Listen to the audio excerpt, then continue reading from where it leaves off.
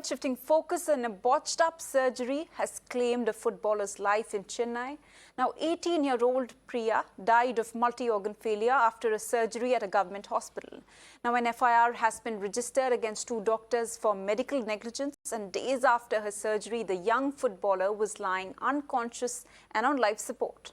Now, post which she died of several complications, including heart, kidney and liver failure. Now, according to Priya's brother, she had complained of pain in her legs, but the doctors did not take it seriously. Priya's family and friends are staging a protest demanding the arrest of the doctors who allegedly performed the botched surgery.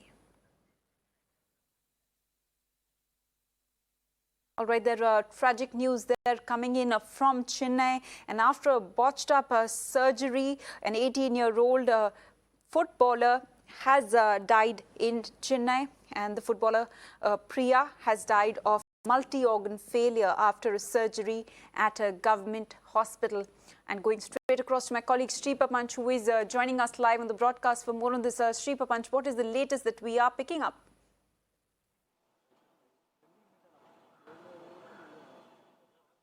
After, in fact, a brief protest by the family members in front of the mortuary, they were initially not accepting the body of the girl, Priya. But however, the family was convinced by the local police officials and also the hospital authorities, and subsequently the family members accepted the body and they have taken it. However, they have asked for arrest of the two doctors who allegedly botched up this surgery at the hospital, peripheral hospital in Kolattur. They have been demanding an action against those two doctors. But however, police and the, in fact, hospital dean had said that once the postmortem report is out, subsequently, based on the postmortem report, the F.I.R. will be altered, the sections will be altered. The F.I.R. and subsequently action will be taken against the two doctors who had allegedly performed a botched up surgery. And now we are given to understand that the body has been taken to the girl's house. The final rites will be performed, and thereby, in fact, final rites will be performed on the body of the girl. Right, Sri Papanch, many thanks for taking us through all those details. All right, and we are being joined by Dr. Shanti, who is AR Secretary, Doctors Association for Social Equity. Many thanks, Doctor, for joining us here on Mirror Now. Doctor, what is your first reaction to this case which has emerged from Chennai? Very unfortunate event, very sad event. A young girl going to a hospital and losing the life, that too after amputation surgery. And regarding the negligence aspect, whether anything wrong has been done, any mishap has been done by any personnel, whoever it may be, they should be punished. There is no doubt in that. But at the same time, the expert committee has been formed by the government, and also the police personnel have told that the procedure of such kind. And after that, after getting the postmortem report and after getting the opinion from the expert committee, a further decision will be taken according to the report. Because it is the two doctors may be involved, but basically it is a teamwork. In a hospital, any surgery for that matter, it involves too many personnel. And immediately after the surgery also, it is the patient will be shifted to ward, and there are so many people involved in that. So we have to wait for the expert opinion, what went wrong, where went wrong. And finally, if at the end of the report, if anybody is found guilty, and they should be punished, and there is no doubt in that. And we request the government to take enough actions so that such incidents are not happening hereafter due to some other reasons also. That negligence, what is the reason for negligence, whether it is a lack of manpower or insufficiency or deficiency or shortage of infrastructure, whatever it may be, enough action should be taken to avoid further such incidents. That's a requirement from our side and also from the public side. Right, ma'am, this also does, somewhere put the spotlight on the appointment of doctors. What do you have to say about that? Yeah, this appointment of doctor is not a problem. It is very all well qualified only. Even our honorable minister has told there is not a problem in the procedure exactly done. And there is a problem, there could have been a problem in something called tourniquet or something of that kind, which we use to prevent blood circulation while doing the surgery. This is what I could hear from the news from the media. Exactly, we will get to know the details. But so he himself told that exactly there is the treatment procedure as such, the surgery which was done done, that's a ligament repair through arthroscopic, was not a problem. But other problem could have been there is due to vascular blood supply is not adequate, and that is why the problem went up to the level of amputation. This is the issues to be sorted out. But I don't think that there can be a problem for the doctors in the appointment, all those things, because the n number of surgeries are being done by our own expert doctors. Not only this personnel in the all department, somewhere around 18 to 19,000 doctors are serving, doing a wonderful job in Tamil Nadu health system, whether it is a primary health care or secondary or tertiary. Right, ma'am. But given the fact that an 18-year-old has died, and this is due to alleged medical negligence, and there are some glaring lapses that have also come to the fore. How do you think? Why do you think that the doctors, how can we prevent this in the future?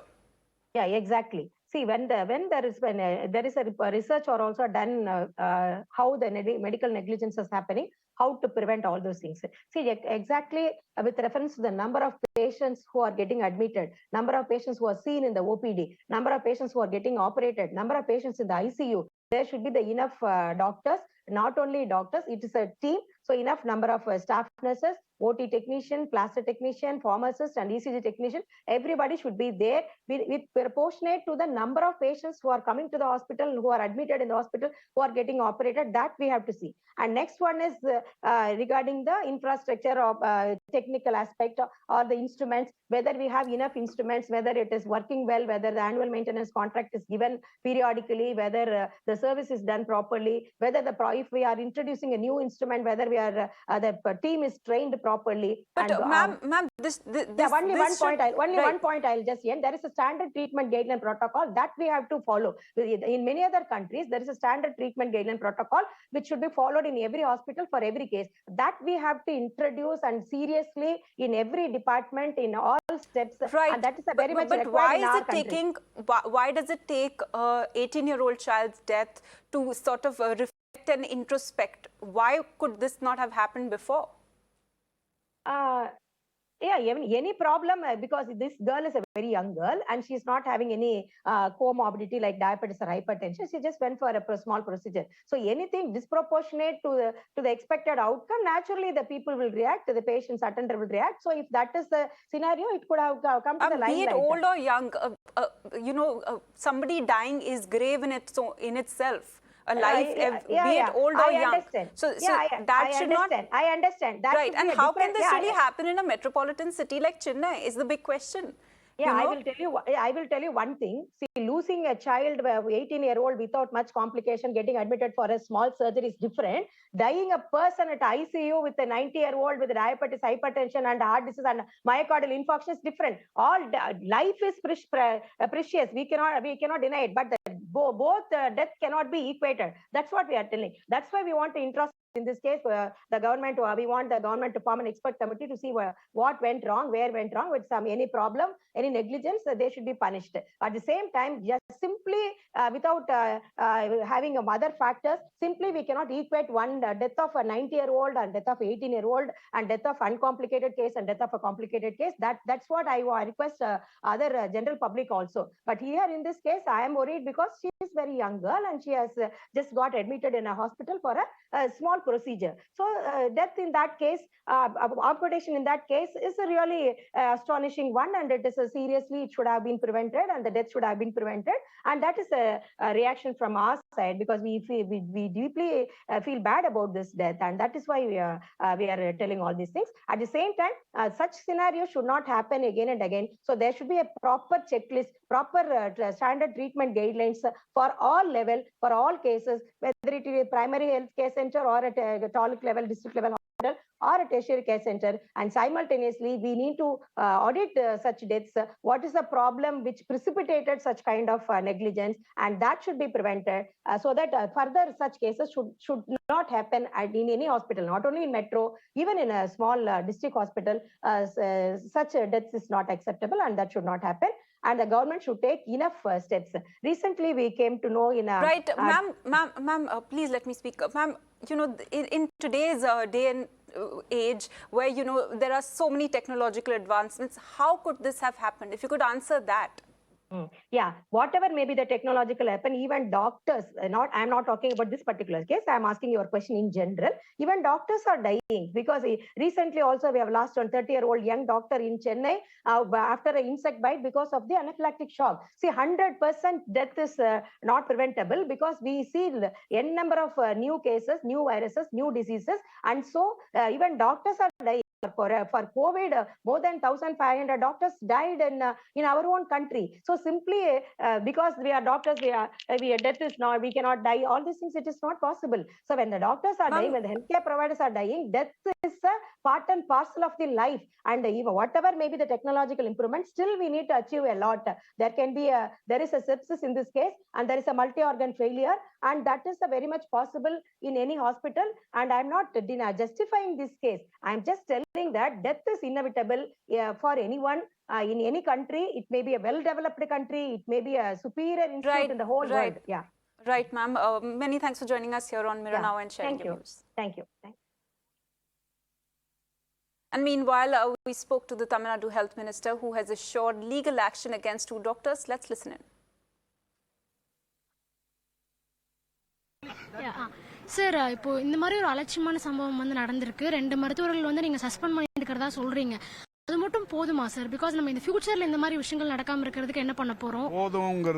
போதும்ன்ற நிலை இருக்கக்கூடாதுங்கிறதால தான் சட்டப்பூர்வமான நடவடிக்கை, துறை ரீதியான நடவடிக்கை.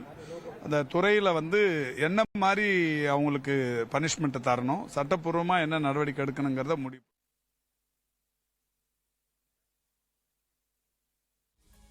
And with that,